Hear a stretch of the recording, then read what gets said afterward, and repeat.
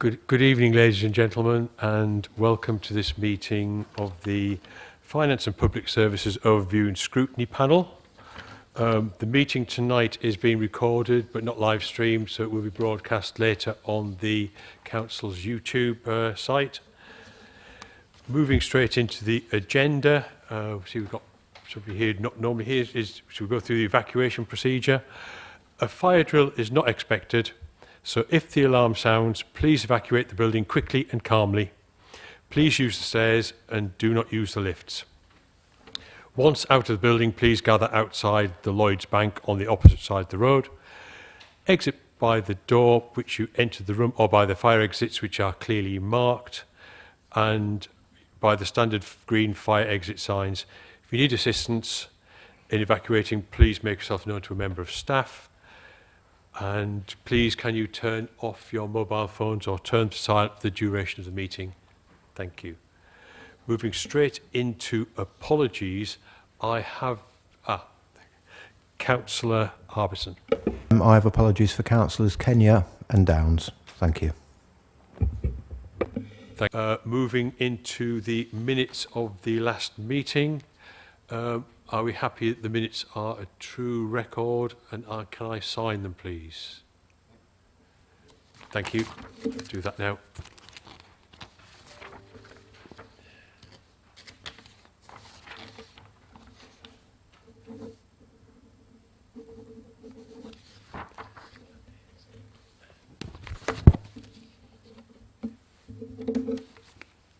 Okay. Item number 4, declarations of interest. Does anybody have any declarations of interest to make that are not in the printed schedule? Thank you. Item number 5, public consultation. I've received no notice of anybody wishing to speak, and the gallery is empty, so we can breeze through that one.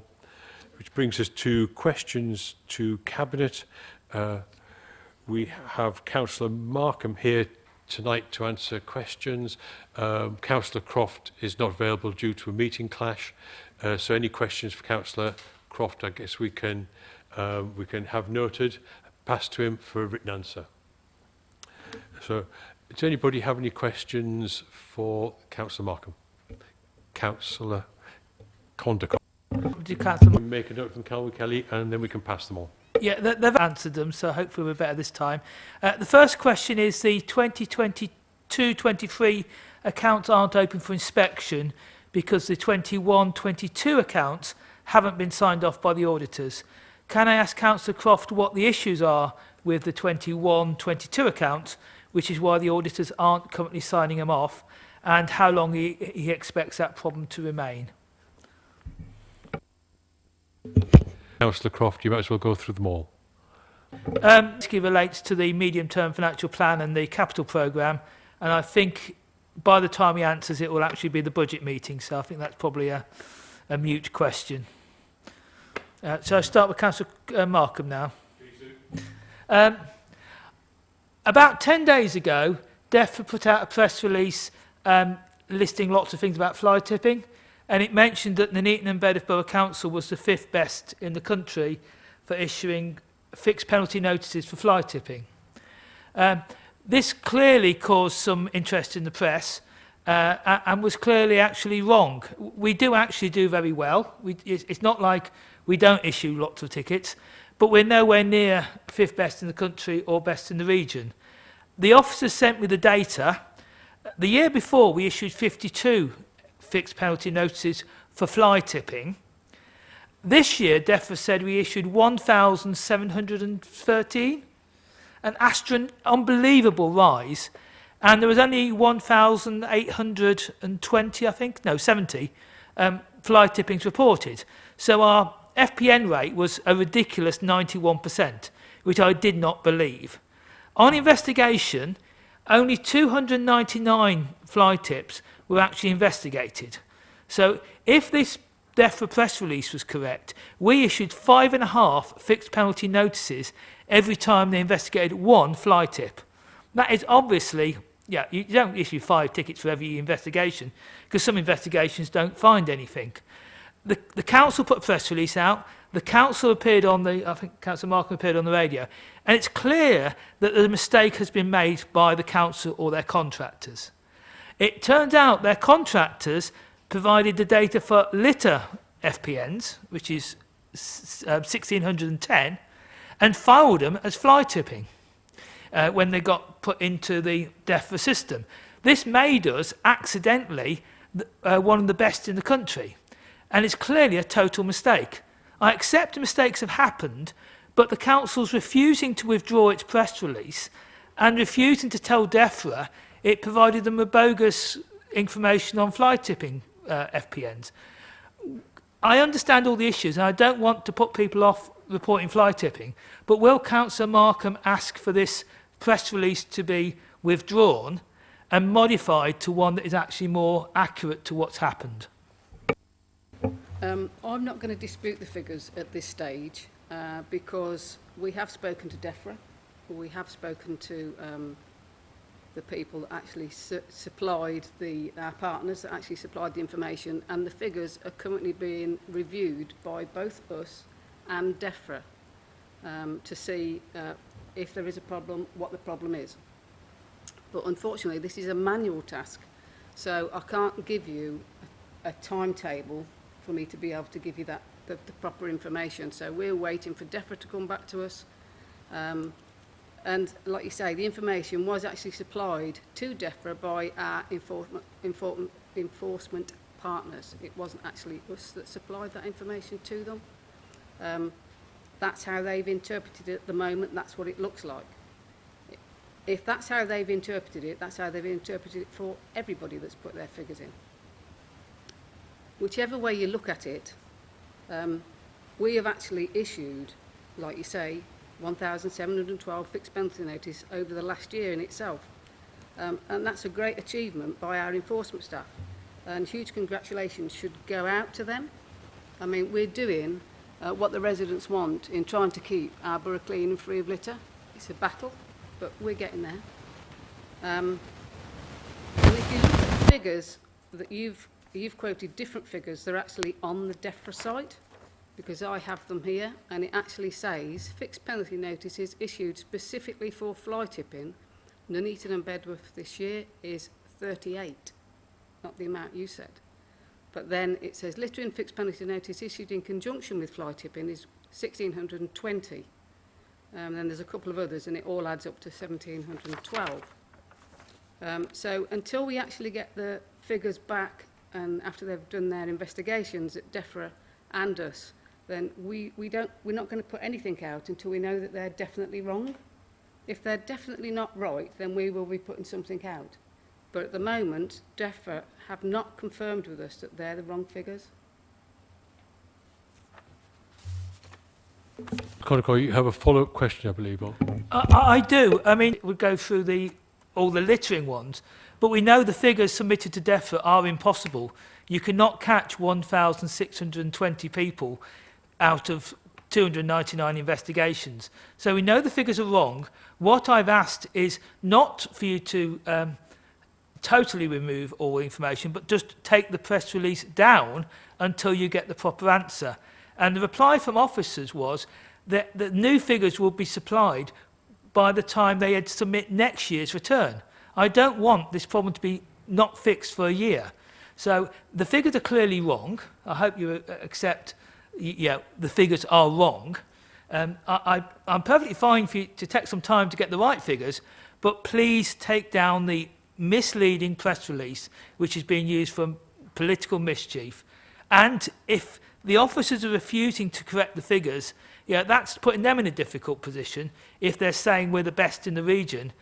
And it's also upsetting the other councils in Coventry and Warwickshire and the wider West Midlands, with the Nuneaton and Bedworth Borough Council claiming to be the best, when in fact it's probably 60th in the country. It's top quarter, but it's nowhere near the best. So can we please remove stuff until we get it fixed? Thank you. You can respond to that if you wish. It was just 1,712 issued fixed penalty notices is not incorrect. That is a true figure. It might not be for fly tipping, but it is a true figure for the amount of fixed penalties that we've actually issued. But I say we are looking into it, and as soon as we've got the result through, we will remove things and update as necessary. Yeah, thank you. I was also contacted by the news about this press release. Unfortunately for you, I wasn't available. I was at work. But I think this also shows the importance of reporting fly tipping through the correct channels. Now, if I've tried to report fly tipping through the members' inquiry form, they've always come back to me and tell me that I've got to report it through the members' inquiry form, but through the fly tipping. And then that way it gets registered with DEFRA. So I think there's a lesson to be learnt there. You're right that people in the borough do want a cleaner borough, and they want us to report fly tipping. But 1,700 fly tipping is misleading.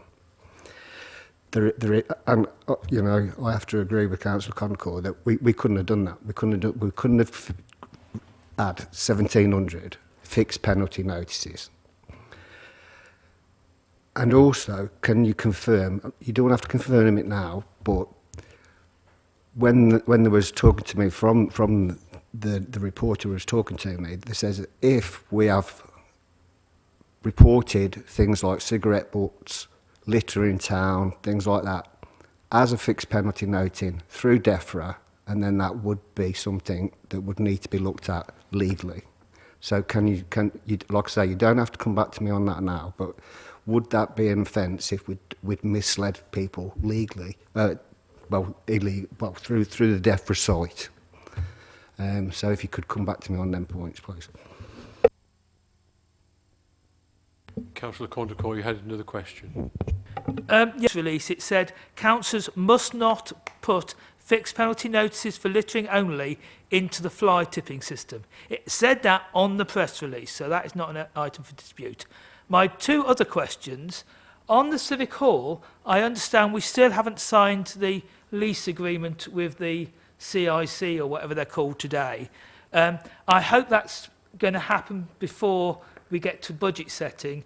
If Councillor Markham could give us an update on how that sort of getting all the dots crossed and I's crossed and dots T'd or whatever they're called, because I am concerned it's dragged on.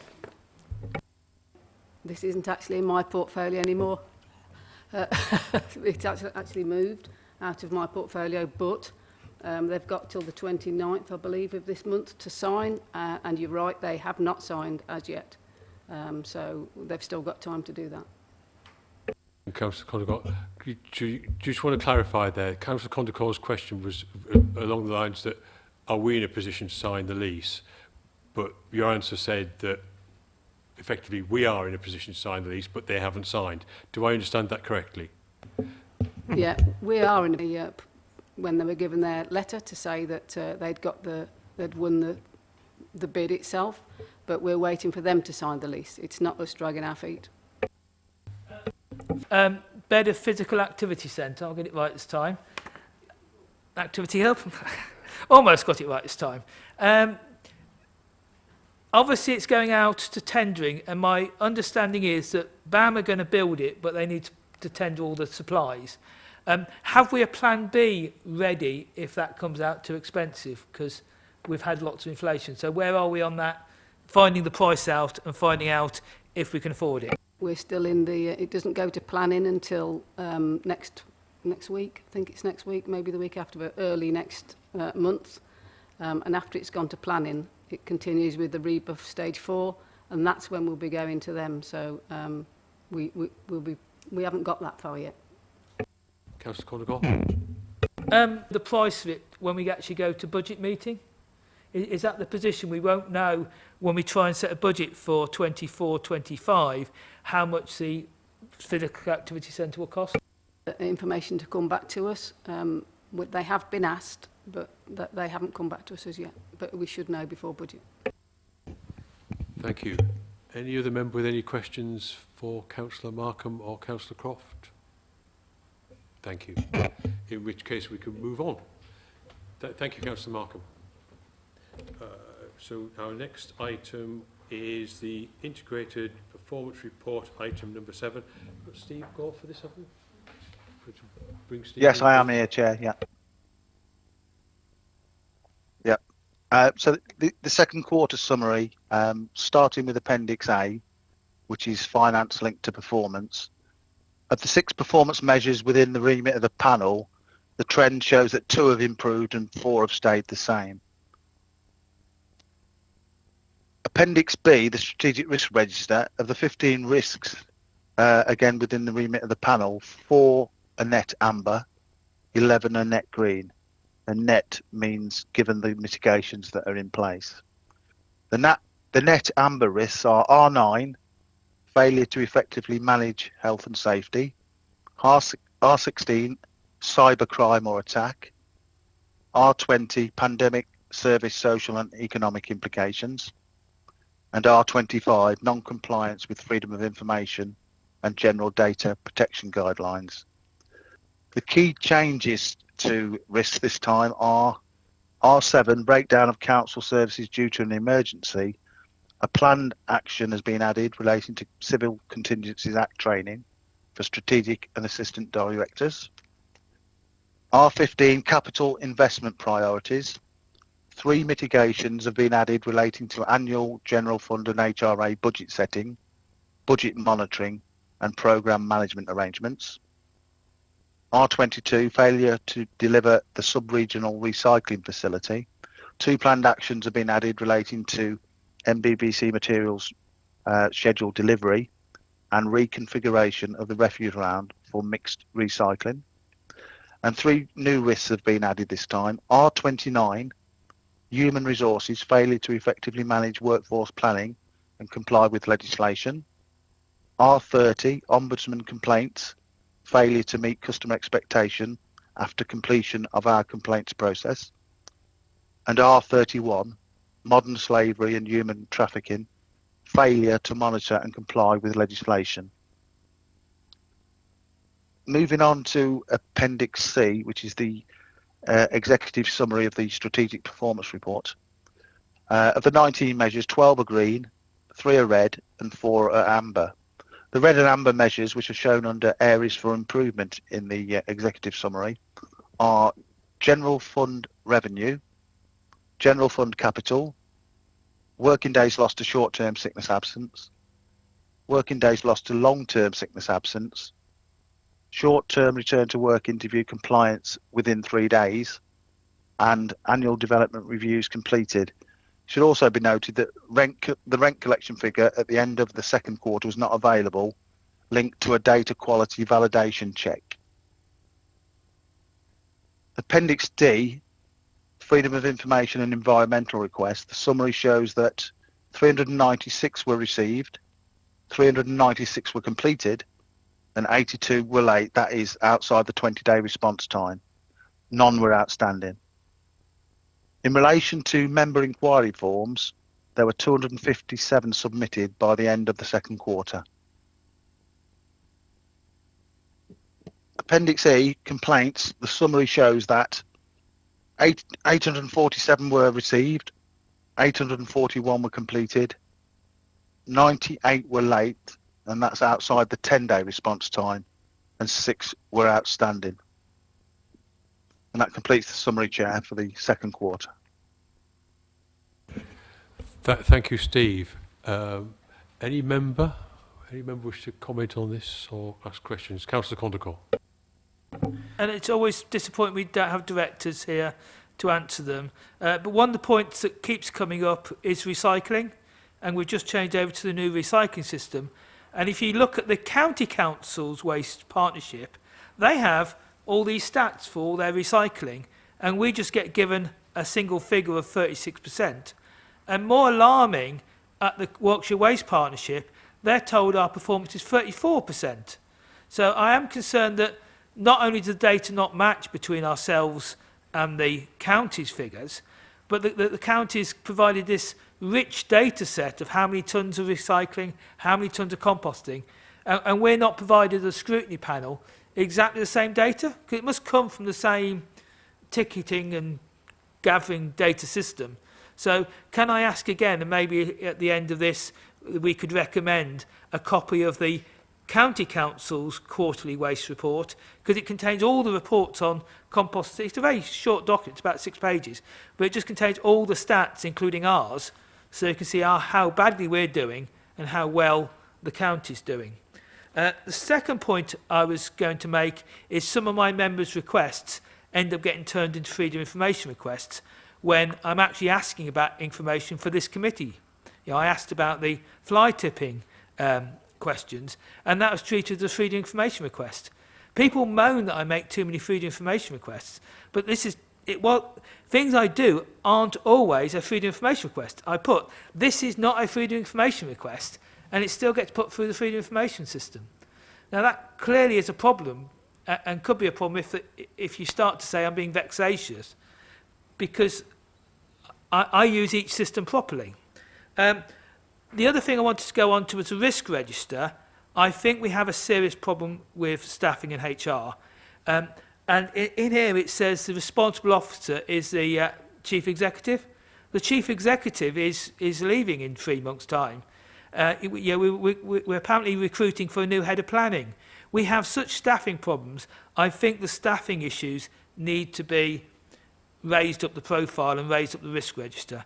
Because if we start losing a lot of these key staff, we're even harder job to actually keep sort of treading water. Thank you, Chair. On the issue of the recycling rates, would members like to see that additional data as an example for once, to see if we wish to take that forward? Yeah. Do you think we could ask for a sample of that data to be presented at future meetings so we can compare it and decide if we want to take that forward? Councillor Condacott. Yeah, it's just they met in December, so it's just before our meeting, so we don't even have to go and ask them. We can just download it. Take that forward if they wish, after because obviously it's a democratic process. We can decide if we want to. But thank you, Councillor Watkins. Yeah, thank you, Chair. It's just, Steve, I know you've gave the response on the members' inquiries, but they're, where you've got the customer complaints and everything in here, there's not a list of members' inquiries, so we don't know, for instance, whether it's coming from waste management or housing or things like that. Is that something we could have in future, or is that going to be too much work for you to create? Steve, are you able to comment on that? Well, I can comment. Yeah, yes, it would be a quite an onerous task, but I'm suggesting that the best option might be just to say I could speak to John Cherrett, the data protection officer, and get a breakdown of types just for the 257, rather than have to produce individual ones for you to go through. I could just give you whatever classifications he's got. I could give you a breakdown: 257, 100 of this, 20 of that, 40 of that, etc. If that would be useful. Thank you, Steve. Councillor Baxter-Payne. The week, I think we agreed that we'd look at doing a total, so I can't see why, like as Steve's just said, we just put a total. There's been 300 complaints in the period, 100 by members, the rest were by members of the public, and just do them in a type. I think just a total number, like we agreed at audit and standards, would work just to break down that number, because it is useful information to have. Councillor Baxter-Payne is just saying then it would be quite happy for us to take that forward if members are quite happy with that. Seems to be general agreement about that, but Councillor Condacott? Yeah, I was housing repairs, because they're notoriously hard to get on a Monday, so residents call me and then I put a members' inquiry forms in. So it would actually give us some data in terms of what things are lots of people using, sometimes things that need fixing. Just to clarify that, all members as a total number, it won't be broke down individually, which is what we agreed was the easiest way, because I think, and we voted it through, that we would start breaking it down by type so you have some data. And I think John's aware of. So would you like me to liaise with John then to get that breakdown for the member inquiries, whatever Indeed. classification he sees fit? Yes, please. Yeah, Councillor Baxter Payne. Yeah, I'm just saying that we agreed something the other night, but looking at this now, a further breakdown of what we agreed would be more helpful, because then, because like the fly tipping for tonight, we could say that members have reported 50 fly tipping cases. So it's just further breakdown of what we agreed the other night. So if that's no problem, Steve, I think that would be a way forward. Thank you. Yeah, I'll liaise with John on that one, yeah. Thank you. Any further comments, observations? If not, we're asked to note the report. Happy to note it? So done. Thank you. Moving on then to item number 8, the forward plan, which is again for noting. Any member? Happy to note that then? Thank you.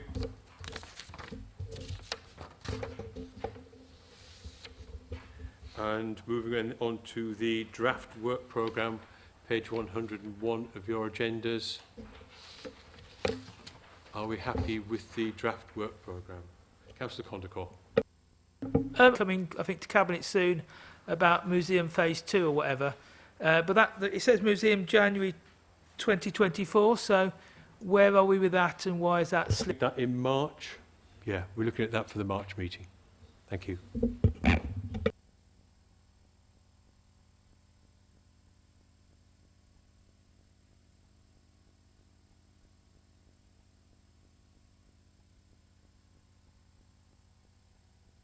I have no notice of any other items, so we move on to item number 11, exclusion of the press and public. Councillor Condacor.